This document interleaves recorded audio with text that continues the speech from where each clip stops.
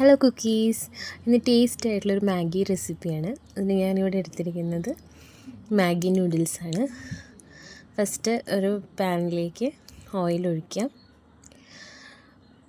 ഞാനിവിടെ യൂസ് ചെയ്തിട്ടുള്ളത് കോക്കനട്ട് ഓയിലാണ്. നോർമൽ നമ്മൾ ആട്ടിയ വെളിച്ചെണ്ണയാണ്. നിങ്ങൾക്ക് വേണമെങ്കിൽ ഒലീവ് ഓയിലും പിന്നെ ഏത് ഓയിൽ വേണമെങ്കിലും യൂസ് ചെയ്യാം. അതിനുശേഷം ഒരു ഒനിയൻ കട്ട് ചെയ്തത് അത് പാനിലേക്ക് ഇട്ടിട്ട് നല്ല രീതിക്ക് വഴറ്റാം.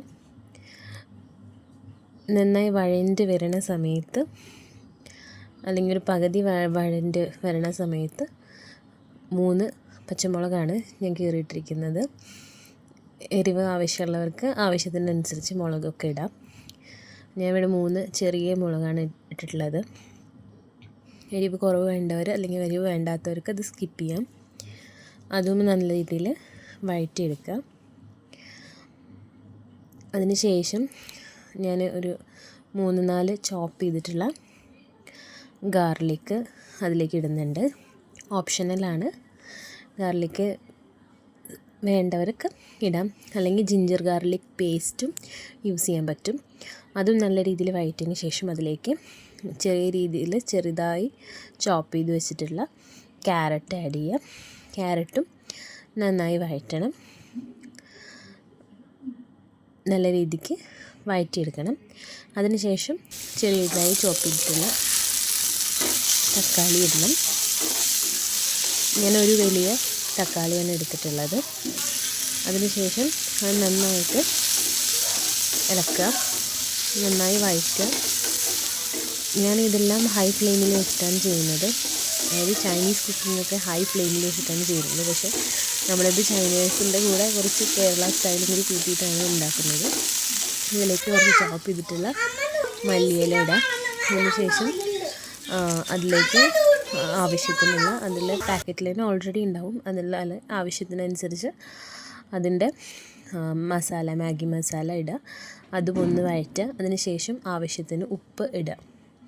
എന്നിട്ട് നല്ല രീതിയിൽ അത് യോജിപ്പിക്കുക.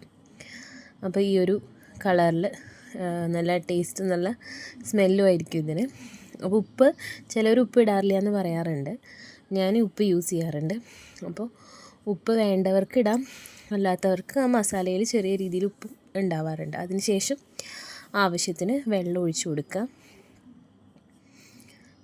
വെള്ളം ഒഴിച്ചതിന് ശേഷം അത് ഒന്ന് തിളയ്ക്കാൻ വേണ്ടിയിട്ട് അടച്ച് വയ്ക്കുക.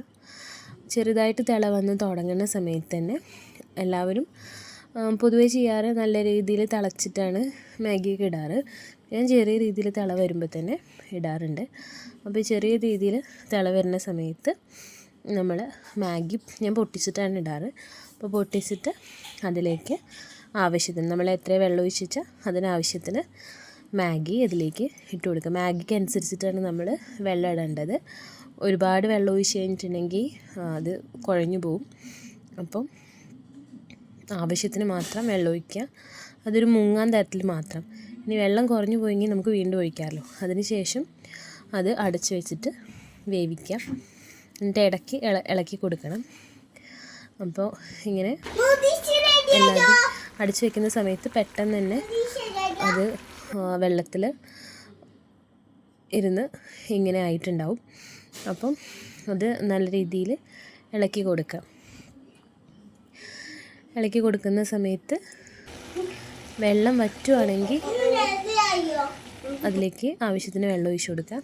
അല്ലെങ്കിൽ ഇങ്ങനെ ഈ വെള്ളത്തിൽ കിടന്നിട്ട് തിളച്ചോട്ടെ. അത് അടച്ച് വെച്ചിട്ട് ഇടയ്ക്കിടയ്ക്ക് വന്ന് ഇളക്കിയാലും മതി. അതിന് ശേഷം അത് നല്ല രീതിയിൽ തിളച്ച് വരുന്നുണ്ട്.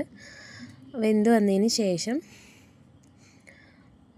അത് നമ്മൾ നോക്കിക്കഴിഞ്ഞാൽ അറിയാം വെന്തുണ്ടോ ഇല്ലേന്ന്. അപ്പോൾ വെള്ളമൊക്കെ നന്നായി വറ്റിയിട്ട് ഈ പരുവത്തിലായി നിൽക്കുന്നുണ്ട്.